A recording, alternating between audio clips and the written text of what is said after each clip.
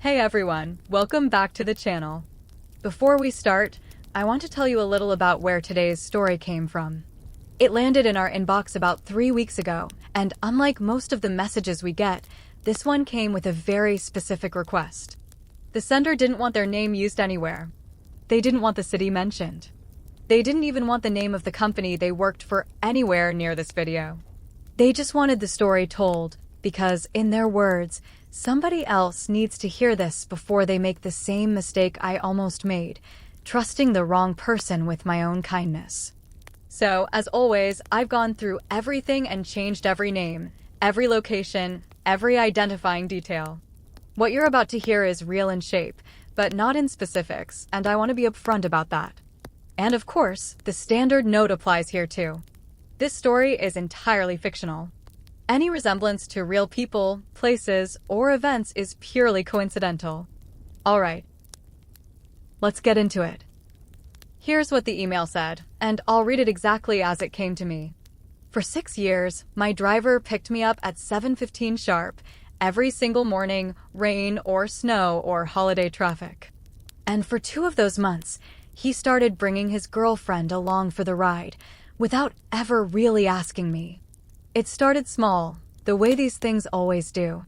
He mentioned her workplace was close to mine, maybe 15 minutes out of the way at most, and would I mind if she rode along sometimes to save her the bus fare? I said I didn't mind. I had a 9 o'clock call with our shipping partners in Rotterdam and 3 contracts to review before lunch. I wasn't paying close attention to who sat in my own passenger seat. I should have paid more attention. It was a Thursday morning in April when I opened the back door of my car and found a folded piece of paper taped directly to the leather seat where I always sat. I peeled it off before I even got in. Some people need to learn what a taxi is for.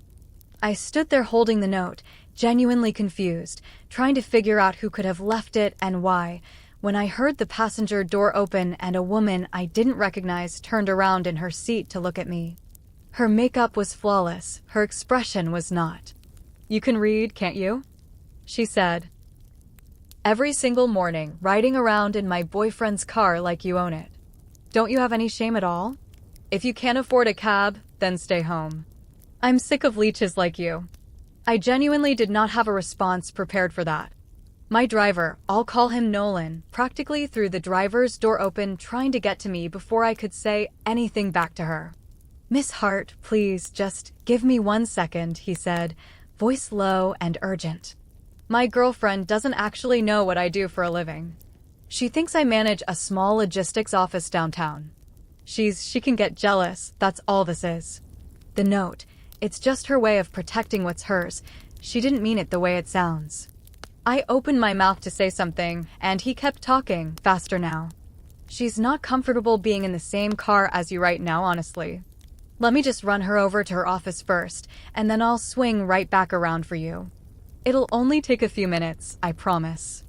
And before I could get a single word out, he was back behind the wheel, and my own car pulled away from the curb with me standing on the sidewalk watching it go. I honestly wasn't expecting that. I want to stop here and tell you something about myself, because it matters for the rest of the story. I run a logistics company. Not a small one, my name is on the building, I sit on the board, and my face has been on the cover of 2 different trade magazines this year alone. And there I was, standing on a public sidewalk at 7:19 in the morning, watching my own car disappear around the corner because a stranger had decided, on site, with zero information, that I was a freeloader mooching off her boyfriend. I did the only thing that felt reasonable in the moment. I called the police and reported my vehicle stolen. 26 minutes later, a patrol car pulled up to the curb. The 2 officers had barely gotten both feet on the pavement when my own car came screeching back around the corner, way too fast, and slammed to a stop about 10 feet away. Nolan practically fell out of the driver's seat. His face had gone the color of old paper. "Miss Hart, what happened? Why are the police here?" I didn't say anything. I let him stand there in the silence for a second. One of the officers stepped forward and looked him over. "Sir, are you the individual who took this vehicle without the owner's permission?" Whatever color had been left in Nolan's face drained out completely. No, no, officer. This is a huge misunderstanding. His hands went up, palms open. I'm her driver. I drive her to work every single day, have for years. I just had to drop someone off on the way. It took a few extra minutes, that's it. See, I brought the car straight back. He gestured behind him at the car like that somehow explained everything. The officer looked at me, then back at him, then at me again. Ma'am, would you like to press charges? I was actually about to say yes when Nolan leaned in close, his voice dropping into something small and desperate, a register I hadn't heard from him before. Miss Hart, please. I'm begging you. Think of my father. He drove for you for 11 years before I did. Please, just let this one go, for his sake. That name did something to me. Thomas. Thomas Doyle had been my driver for 11 years before his son took over. Steady, quiet, punctual to the point of being almost eerie about it. He never once had an accident, never once got a ticket, and every single holiday when I tried to hand him a bonus, he'd spend a full 5 minutes insisting he couldn't accept it before finally, reluctantly, taking it. 4 months ago, Thomas was diagnosed with a degenerative lung condition that made long hours behind the wheel physically dangerous for him. He had no choice but to step down. On his last day, he stood in the doorway of my office for a long time before he actually said anything, turning his hat over and over in his hands like it might give him the courage. Finally, red-faced with embarrassment, he told me his son Nolan had just been laid off from his last job and asked, very carefully, whether the company might have any opening for him. I gave Nolan the position because of what his father had built with me over 11 years. Not because of anything Nolan himself had done to earn it. I want to be honest about that, because it matters later. So there on that sidewalk, with 2 officers waiting on my answer, I thought about Thomas standing in my office with his hat in his hands, and I told them to let it go. What would you have done in that moment? Because I still ask myself that sometimes. For a while after the incident, things were actually fine. No girlfriend in the passenger seat. No notes on the leather. The car smelled clean, and Nolan's attitude, at least on the surface, had improved dramatically. But then he started showing up late. Never dramatically late, just 5, 10, 15 minutes past when he was supposed to be there, and every single time there was a different excuse waiting. So sorry, Miss Hart. There was an accident 2 blocks from my apartment. Traffic didn't move for 20 minutes. I'm really sorry. My alarm clock reset itself overnight. I have no idea how. I just woke up late. Miss Hart, a pipe burst in the unit below mine. I had to deal with the building super before I could leave. Every excuse sounded a little thinner than the last one, but his manners were fine. His driving was fine, so I let it slide. I had bigger things occupying my attention. Quarterly numbers. A supplier dispute that had dragged on for 6 weeks. I didn't have the bandwidth to interrogate a driver's morning routine. I thought that was simply the new normal, and honestly, I'd stopped thinking about it at all. Then, on a Saturday in early June, on something close to a whim, I decided to spend the weekend out at my lake house, a property about 40 minutes outside the city that I usually only used a handful of times a year. I called Nolan to come pick me up. He hemmed and hawed on the phone for an uncomfortably long time before finally answering, his voice slower and more careful than usual. Miss Hart, I actually just found the car has a flat this morning. I don't know how it happened. I'm at the shop right now getting it looked at, and they're saying it might not be ready until tomorrow. Where were you headed with it? I asked, not really thinking anything of it yet. I can call you a ride if you need one. No, it's fine. Don't worry about it, he said, too quickly. All right then. I'll just call myself a ride out to the lake house. I hung up, ordered a car through an app, and settled in for the drive out. I didn't think about it again until we turned onto the private road that led up to the gate, and I saw my own car sitting in the driveway, completely undamaged, tires perfectly fine, parked like it had never left. I sat there in the back of the rideshare for a solid 10 seconds, just staring at it through the windshield. Once I'd confirmed with my own eyes that it was, in fact, my car, I got out, paid the driver, and walked toward the front door with a strange, cold feeling building in my chest. The door was open. Not wide open, just unlatched, resting against the frame. I pushed it in, and what I saw on the other side knocked the breath clean out of me. I actually had to stop reading for a second when I got to this part myself, so bear with me here. The living room I stepped into wasn't recognizable as the one I'd left behind 2 weekends earlier. Empty bottles were scattered across the coffee table and the floor. Sunflower seed shells and cigarette butts were ground into a rug I'd had custom made and shipped from overseas. The couch, a piece I'd paid an embarrassing amount of money for, had at least 4 distinct cigarette burns eaten straight through the fabric down to the foam underneath. And directly across from the door, sitting in the middle of that wreckage on my own couch, surrounded by a laughing crowd of people I'd never seen in my life, was the woman from my car. "Brianna, you seriously lucked out," one of them was saying, giggling. "Not just rich, but he actually drove out to get you those roasted chestnuts because you texted him you wanted some. Like an actual puppy. When you're a rich man's wife, don't forget about us little people, okay?" Someone else added, and the whole group laughed. Brianna's mouth curled into a smug little smile. She was about to say something back when she glanced up toward the doorway and saw me standing there. The smile disappeared instantly. She stood up, and her heels clicked sharply against the hardwood as she crossed the room toward me faster than I expected. Crack. She slapped me across the face before I'd even finished processing that she was moving. "You absolutely shameless woman. You followed him all the way here." I stood frozen, my cheek burning, my ears ringing slightly from the impact. Everyone in the room had gone silent, watching. "Brianna, what is going on?" I finally managed. She jabbed a finger toward me, her whole face twisted with disgust. "This is the freeloader I told you all about." Mooching rides off my boyfriend every single morning wasn't enough for her. Now she's shown up at his house to mooch off that too. I stared at her, genuinely stunned. "Whose house did you say this is?" Brianna let out a short, mocking laugh, like the question itself was ridiculous. "His. Nolan's. He told me himself." "God, you're pathetic, you know that? You found out he runs some big logistics operation, and now you're pulling every trick you can think of to get close to him. Riding in his car every morning, inventing reasons to be alone with him, and when that wasn't enough, you actually came all the way out to his house to throw yourself at him." She took a step closer, close enough that I could smell her perfume, something sharp and expensive. "Let me make this very clear for you. Nolan only drives you to and from work because you're some employee at his company. He's being generous with you. Don't you dare mistake his kindness for anything else." That was the story Nolan had built for her.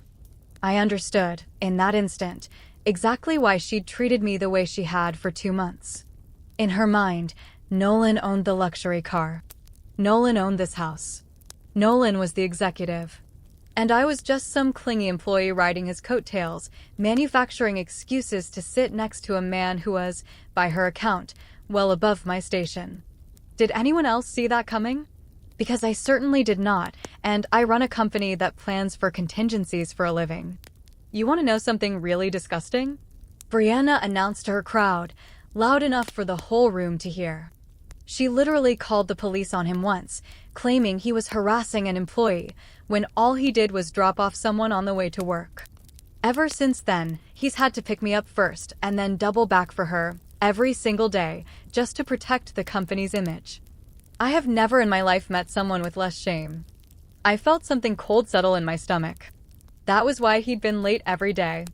He'd been dropping her off first, then circling back for me for weeks. Well played, I remember thinking. Genuinely well played. But you don't get to make a fool out of me twice. I reached for my phone to call my legal team. "Get someone out to the lake house immediately," I started to say, and before I finished the sentence, Brianna snatched the phone right out of my hand and hurled it against the hardwood floor. It cracked apart on impact. Then her eyes dropped down to my collarbone, and I watched her expression shift into something else entirely. "That locket doesn't look cheap at all," she said, reaching for it. "Let me guess. Some sugar daddy bought that for you?"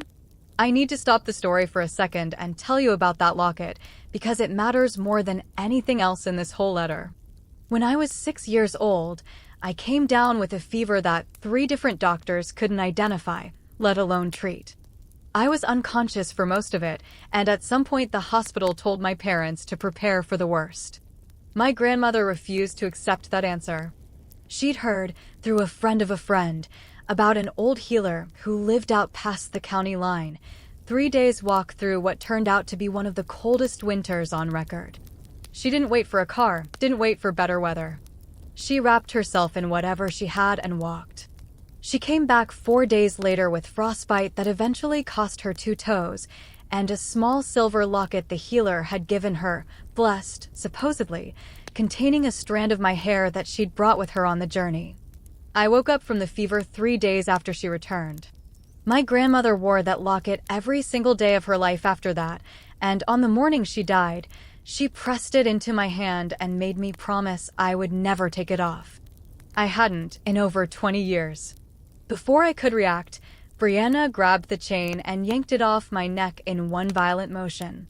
"Give it back," I said, and I heard my own voice crack on the words. My panic seemed to delight her. She dangled it just out of reach, watching my face. "This old thing? Bet you tell people it's worth a fortune." "It's worthless to anyone but me," I said, lunging toward her. "But it means everything I have. Please, just give it back." She smiled and threw it as hard as she could onto the hardwood floor. The clasp shattered on impact. The locket split into 3 pieces and skittered across the floor. At this point, I really felt for whoever this letter was actually about, and I still do, even reading it back a second time. Something in me broke differently than the locket had. I slapped her, the only time in my entire adult life I have ever struck another person, and she screamed for her friends to make me regret it. They didn't need much convincing. I was on the ground within seconds, 3 or 4 of them on top of me, and Brianna had a fistful of my hair, pulling my head up so I could see her face clearly while she told me to show her, right then, what a nobody like me could possibly do to make her regret anything at all. That's the exact moment the driveway outside filled with headlights. Not one car. 4 of them, engines cutting through the noise of the room, gravel crunching under tires, car doors opening in sequence, one after another. Through the front windows I could see the lights sweeping across the walls. Brianna's grip on my hair loosened, just slightly. The room had gone completely silent. And in that silence, I watched her confidence drain out of her face, degree by degree, the way water drains out of a tub once the plug's been pulled. I didn't move. I didn't need to. The front door opened. Dominic, my head of security, walked in first. 6'3", built like someone who spent 20 years learning exactly how to fill a room without ever raising his voice. Behind him came 2 members of my legal team, 2 senior executives from Kestrel Logistics, and 4 additional security staff who spread out through the villa with the calm, practiced efficiency of people who had done this before, more than once. Dominic looked down at me on the floor. He looked at Brianna's fist still tangled in my hair. He looked at the wrecked living room, the cigarette burns, the shattered fragments of a silver locket scattered near my knee. His expression didn't change even slightly. It was the expression of a man who was about to be extremely thorough about something. "Ma'am." He crossed the room in maybe 4 steps and crouched down beside me, extending a hand. "Can you stand?" I felt the room shatter. Not literally, but I felt the exact second Brianna's entire understanding of the world cracked down the middle. She let go of my hair. I took Dominic's hand and stood slowly. My whole body ached from being kicked and struck, and one of my wrists had taken a hard impact I could already feel swelling, but I kept my spine straight and my breathing even. "Document everything," I said to the legal team. "Every room, every surface. I want photographs of every point of damage before anyone touches a single object in this house." They moved immediately. One of Brianna's friends made a small, strangled noise, the kind of sound you make when you step on what you thought was solid ground and it isn't. "Who?" Brianna started, and her voice had already changed. The sharpness was gone. What was underneath it was thinner, more uncertain. Who is she? Nobody answered. Nobody needed to. Nolan arrived 4 minutes later, carrying a small paper bag that smelled like roasted chestnuts, still wearing the expression of a man performing a small romantic gesture for his girlfriend. He stepped through the door and stopped. He saw Dominic. He saw my legal team photographing burn marks on the carpet. He saw Brianna standing very still in the center of a room she no longer seemed to understand. He saw me. The bag dropped from his hand, chestnuts rolling across the floor through broken glass and cigarette ash. "Miss Hart," he said, and there was no volume left in his voice at all. "Nolan," I said, very quietly. "Tell everyone in this room who owns this house." He stood there. He said nothing. Brianna turned to him with the sudden, desperate urgency of someone who needs a specific answer immediately, right now, before the silence has a chance to mean anything. "Tell them," she said. "Tell them it's your house. Tell them you're the one who runs the company." He looked at Brianna. He looked at me. He looked at Dominic's face, which remained completely unreadable. "Nolan," I said again. Not loud. Just final. The silence stretched long enough that one of Brianna's friends, the one who'd been filming everything on her phone, quietly lowered it to her side. Nolan closed his eyes for a moment. Then he opened them. "It's her house," he said. Something happened to Brianna's face in that moment that I don't think I'll ever forget. The certainty just collapsed. What came in behind it wasn't understanding yet. That would take a few more seconds. It was just the raw sensation of solid ground moving underneath her. "What?" she said. "The house is hers." Nolan's voice had gone completely flat now, past whatever fear had been driving it before. "The car is hers. Kestrel Logistics is," he stopped, started again. "I'm her driver. That's what I do. That's all I've ever been." Brianna turned back toward me. I watched her process it in real time, watched the story she'd been living inside for months dismantle itself piece by piece and reveal exactly what had been underneath the whole time. The woman she'd called a freeloader.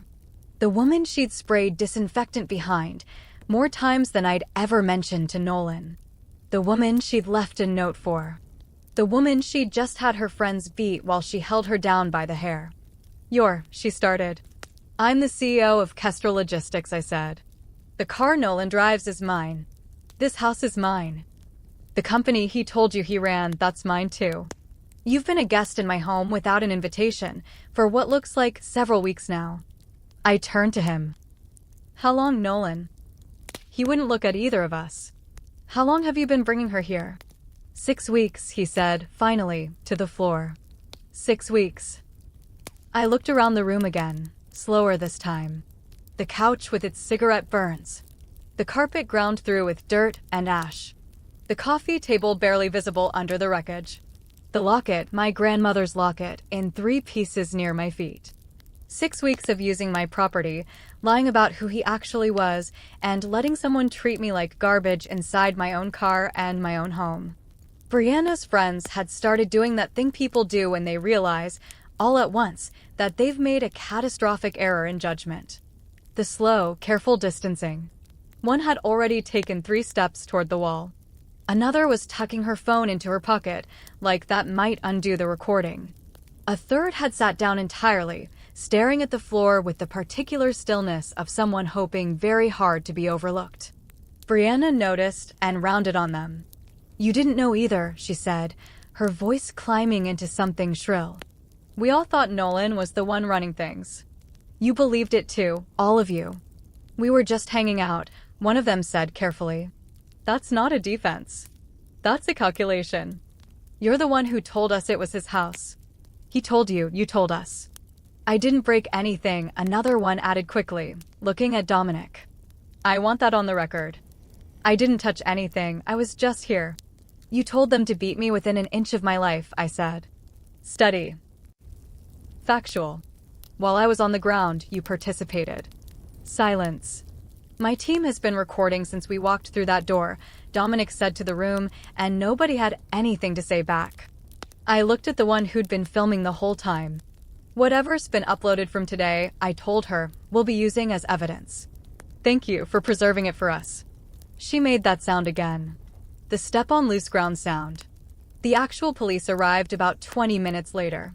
By then, my legal team had already documented every point of damage, bagged the fragments of the locket, pulled the dash cam footage out of the Maybach, and confirmed that the house's own security system had recorded everything that happened in that living room from the moment Brianna's palm connected with my face.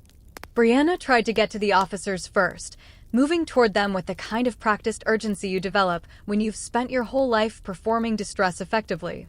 Officer, this is a huge misunderstanding. I was invited to this property. She's the one who, one of the officers held up a hand. Not unkind, but very clear. Ma'am, please step back. We'll take statements from everyone individually. She attacked me first, Brianna said, pointing at me. She's the one who came in here and started this. I said nothing. I let my legal team handle it.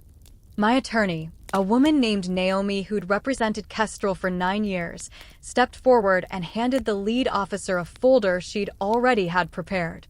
Naomi had a particular gift for delivering information in a way that was entirely polite and completely devastating at the same time. This is MS. Hart, she said. She's the CEO of Kestrel Logistics and the legal owner of this property. She arrived today to find her house occupied without authorization, her personal property destroyed, and herself physically assaulted by the individuals currently present in this room. She gestured around them. We have house security footage, dash cam footage from the vehicle these individuals were transported in, and a substantial amount of social media content the individuals themselves uploaded over the past 6 weeks documenting their unauthorized use of this property. The officer looked around the room, at the damage, at me, at Brianna, at her friends, all of whom had collectively decided to be very quiet. We're going to need everyone's identification, he said. Nolan tried once more, catching me outside a few minutes later while the police took statements indoors. He found me standing near the car, breathing air that didn't smell like cigarette smoke and spilled liquor. Miss Hart. His voice was the same desperate whisper from the sidewalk months ago, same register, same pleading frequency. I looked at him. My father, he started. No, I said, before he could finish. He blinked. Your father spent 11 years building a reputation for honesty with me. He used that reputation to protect you once already, the first time you made a mistake. I gave you a second chance because of Thomas. Not because of anything you'd done. I let that sit. His loyalty bought you one reprieve. It cannot buy you two. Please, if you fire me, if this gets out, my dad's already sick, if he finds out what I actually did, Nolan. I stopped him, not harshly, but completely. You used your father's name as a shield after the incident with the note. You stood in front of me and told me about his health, and I believed you were sorry, and I let it go. And then you went home and kept lying to her. Kept using my car. Brought her here for 6 more weeks. Let her destroy my property. You let her destroy. I stopped and looked down at the little evidence bag one of my team members had already collected. 3 small fragments of jade-colored silver visible through the plastic. You let her destroy the only thing I have left of my grandmother, I said. And you were standing outside with a bag of chestnuts. He had nothing to say to that. The consequences are yours to carry, I told him. Not your father's. I went back inside. Later that evening, I went to the hospital. My wrist was badly sprained. One of the impacts to my side had bruised 2 ribs. There was bruising along my jaw where Brianna had struck me, and along both forearms from the group that had held me down. The doctor documented all of it, standard procedure, and Naomi had already arranged for the full medical record to go directly to our legal team. I sat in that hospital room for a long time holding the little evidence bag with my grandmother's fragments inside it. I'd asked to keep them with me. The officers had already photographed everything they needed. The physical pieces were mine to hold. I looked at them through the plastic. 6 years old, dying in a hospital bed. My grandmother walking 3 days through the coldest winter in a decade to bring back something that might save me. Her voice on the morning she died, pressing the locket into my palm, asking me to keep it safe for the rest of my life. I had kept that promise for over 20 years. 3 minutes with Brianna Cole had undone it completely. I sat with that feeling for a long while, long enough that the evening light through the hospital window shifted from gold to gray without my noticing the transition happening. Long enough that I stopped trying to hold the grief at a distance and just let it exist, because that turns out to be the only thing you can actually do with a kind of pain that doesn't have a practical solution. Then I made a phone call to a jeweler I'd worked with for years, a man who specialized in restoring things that most people would consider unrestable. I have fragments, I told him. Silver, old, blessed by somebody a long time ago, and they can't be put back the way they were. What can you actually do with something like that? He asked me questions. I answered them. We talked for almost 20 minutes, and by the time I hung up, I had a plan. The pieces would be sealed inside a small glass pendant, custom-made, the fragments preserved exactly as they were, visible through the glass rather than hidden away. I'd wear it the same way I'd worn the locket for 2 decades. Different shape. Same weight. She'd still be with me, just carried differently now. Thomas came to see me at the hospital the following morning. He looked thinner than I remembered him being even a few months earlier, his lung condition apparently having progressed faster than I'd realized. He moved slowly, carefully, using a cane now, and stood in the doorway of my room for a moment before he came in.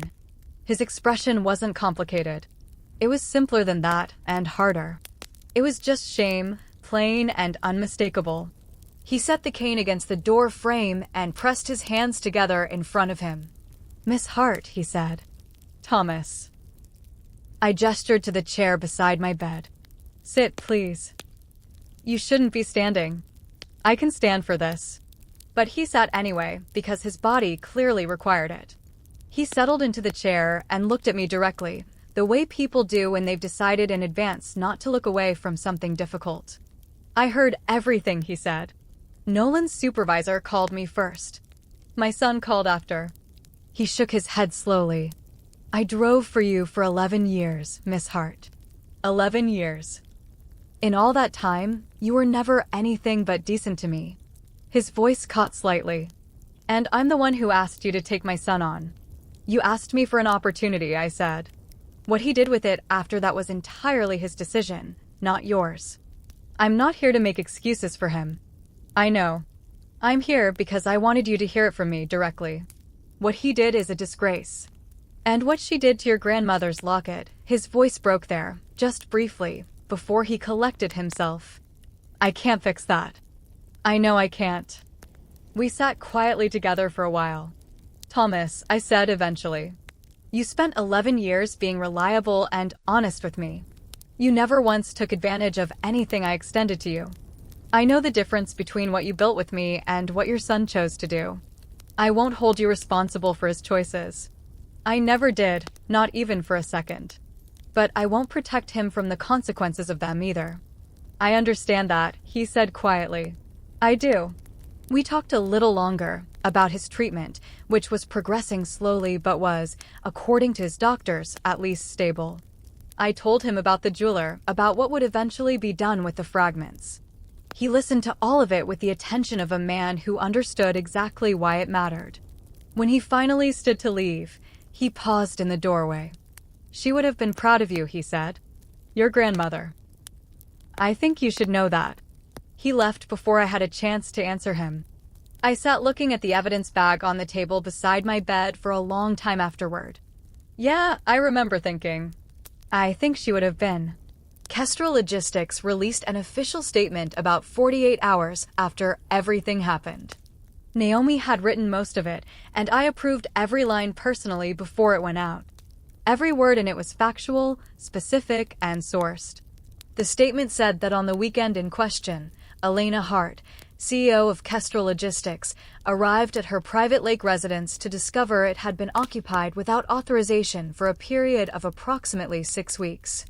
It said the occupants had caused substantial property damage, including the irreparable destruction of a personal heirloom of significant sentimental and family value. It said that upon discovery, Ms.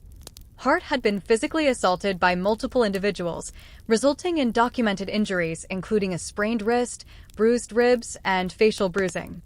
It named the individual who provided unauthorized access as Nolan Doyle, a company driver who had misrepresented himself to the other occupants as the CEO of the company. It stated that Kestrel Logistics had terminated his employment and was pursuing civil and criminal proceedings on behalf of MS. Hart for property damage, misrepresentation, unauthorized use of company assets, and assault. It confirmed that security footage, dashcam footage, and social media documentation had all been preserved as evidence. The statement included 3 photographs: the wrecked living room, the cigarette burns on the carpet, and, at my explicit instruction, a photograph of the fragments in the evidence bag. I want to be clear about something. I didn't release that last photograph for sympathy. I released it because there was a legitimate legal reason to document the destroyed item's condition for the civil filing. That the photograph was also, frankly, devastating to look at, that wasn't something I engineered. It was simply true. By noon, the story had picked up on 3 different news sites. By that evening, it had gone properly viral. The comments were the sort of thing I'd learned, over years of being a somewhat public figure, not to read too closely. But Naomi forwarded me a selection, because a number of them turned out to be direct screenshots of Brianna's own social media history from the previous 6 weeks. She'd posted a video from inside my house with the caption, "Living my absolute best life at our weekend place." That was from 3 weeks before I ever found out about it. She'd posted a photo of herself in the passenger seat of my car with the caption, "When bays got real taste." She'd left a comment underneath one of her own posts, sitting in my car at the time, calling me a freeloader by name. That locket. My grandmother nearly died walking 3 days through winter to get it for me. Brianna smashed it on a hardwood floor in under 3 seconds. I genuinely don't have adequate words for that. The headline that spread the widest was short and blunt. Driver posed as CEO for months. Girlfriend assaulted the real one. Brianna's employer, a mid-sized marketing firm, released a brief statement of its own by Tuesday confirming she was no longer employed there.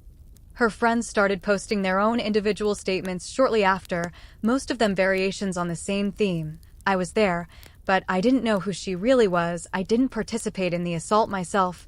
She told us she owned the house. Some of that was probably partially true. None of it was remotely sufficient. Naomi handled all of it with the same methodical patience she'd shown from the beginning. Posts got archived. Statements got noted for the record.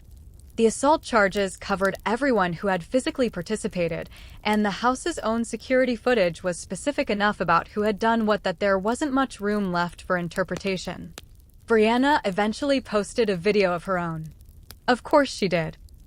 7 minutes, filmed in her apartment, crying through most of it. The very specific performance of someone who's watched enough internet apology videos to understand the format without ever quite grasping that the format actually requires sincerity to work.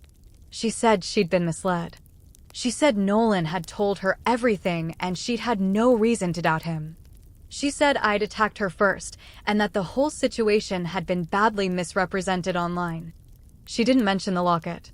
She didn't mention telling her friends to beat me within an inch of my life. She didn't mention 6 weeks of weekends at my house, or the social media posts, or the disinfectant, or the note taped to my own seat. She got some sympathy in the comments. She probably always would, to some degree. That's simply how it tends to work. But the evidence was too complete. The house footage was too specific. Her own posts, still archived, were too cheerful and too recently uploaded for the victimhood narrative to hold up under any real scrutiny. Kestrel's PR team responded to her video with exactly 3 sentences. The security footage from the property is complete. Social media content uploaded by the relevant individuals during the period in question has been preserved. Both have already been submitted to the investigating officers. Her video came down by the following morning. The civil proceedings took months. Property damage. Unauthorized use of company assets. Assault. Intentional destruction of personal property. Misrepresentation of executive authority. Naomi built the case methodically, documenting every element with the same care she brought to everything. The locket's material value was assessed by two independent appraisers. Its sentimental significance was documented through medical records from the fever, family records, and, this part required some genuine digging, records from the healer's family, who had apparently kept some kind of informal ledger for decades. That last piece of research took Naomi almost 2 weeks on its own, and she handled it with more respect than I expected the task to require. When the appraiser's reports came back, the financial value was noted for the record. Then Naomi added a single line to the civil filing, one I read and approved myself before it went in. The item cannot be replaced or restored. Its destruction represents an irrecoverable loss. That was the line that actually mattered. Nolan settled quickly. He had no real money to fight it with, having lost his job and any protection that came with claiming to run a company he'd only ever worked for. His settlement covered his portion of the damages and included a formal, written acknowledgement of what he'd done. In lieu of the full civil amount, which he genuinely couldn't pay, he signed a consent agreement that would follow him professionally. He was effectively blacklisted from driving positions at any company connected to Kestrel's network, which, in this particular industry, in this particular region, turned out to be a substantial portion of the market. Brianna fought longer. She fought with the specific energy of someone who's spent her whole life believing performance could substitute for substance, that if she just framed the story correctly, the underlying facts might become negotiable. Her lawyer wasn't nearly as thorough as Naomi. The footage was too specific. The medical records were too clear. Her own social media history, the comment calling me a freeloader from inside my own car, all became exhibits. The hearing landed on a Tuesday in late October. I attended in person. I didn't strictly need to, Naomi could have handled it without me there, but I wanted to be present for it. Brianna saw me when she walked in. She looked different from the woman who'd held me down by the hair in my own living room. Still well-dressed, out of habit more than anything, but something in her posture had shifted. The certainty had drained out of it. What was left was smaller, more aware of itself than before. The proceedings ran a little over 3 hours. At the end of it, the judgment covered property damages, medical expenses, and a specific irreplaceable item assessment for the locket. Afterward, while her lawyer gathered documents near the door, she looked at me across the room. MS. Heart, she said. Her voice had changed too. Smaller now. I'm sorry. I looked at her for a long moment. She meant it, I think, at least partially. There was something genuine underneath it, some residue left over once she had nothing left to calculate or perform. But not completely.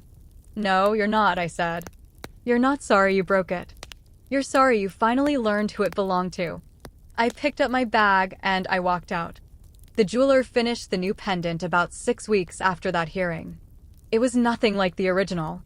Smaller, suspended entirely in glass, the fragments of the old locket visible through the enclosure rather than hidden inside it. Exactly what they actually were now. Pieces of something that had once been whole. I held it in my palm for a while before I put it on. I thought about my grandmother walking 3 days through that winter, one careful step after another, frostbite creeping into her feet the whole way, never once turning back. I thought about what it actually takes for a person to keep moving forward when they've been told the thing they love most probably can't be saved. I put the pendant on. The glass was cool against my collarbone. The fragments inside, smaller now, changed now, still present. Still carried, just differently than before. Nolan became exactly what he'd made of himself. A cautionary story that circulates quietly in an industry that talks more than people realize. The driver who borrowed his employer's entire life and wore it until it was finally taken back from him. That's the thing about anything borrowed. It fits just well enough to fool the people around you for a while. It never fits well enough to survive actual scrutiny.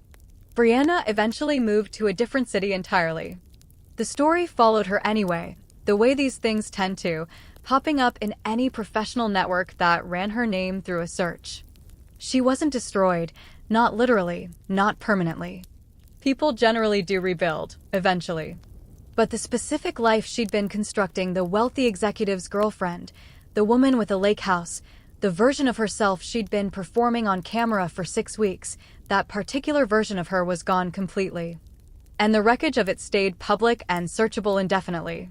I actually had to stop reading for a second here too, because this next part is the one that still gets to me most. Thomas recovered slowly over the following months. I heard updates through Naomi, who kept in loose contact with the specialist care network handling his treatment. I arranged for his coverage to continue, quietly, through a benefits program the company offers former long-term employees, without telling him in advance. When he found out, he called me directly. "You didn't have to do that," he said. "I know," I told him. There was a long pause on the line. "Thank you," he said finally. "You drove for me honestly for 11 years, I said. "That should count for something that actually lasts." I still get driven to work every single morning. New driver now, thoroughly vetted, background checked twice, clean record going back well over a decade. He doesn't bring anyone else along, not once, not even to ask. He shows up on time every day, without exception. The car stays clean, the routes stay direct, and the passenger seat stays empty unless I'm the one sitting in it. On his 3rd morning driving me, he handed me coffee without my having to ask for it. Correct temperature, exactly the way I take it, my preference apparently already noted in some file somewhere. He didn't say anything else. He didn't need to.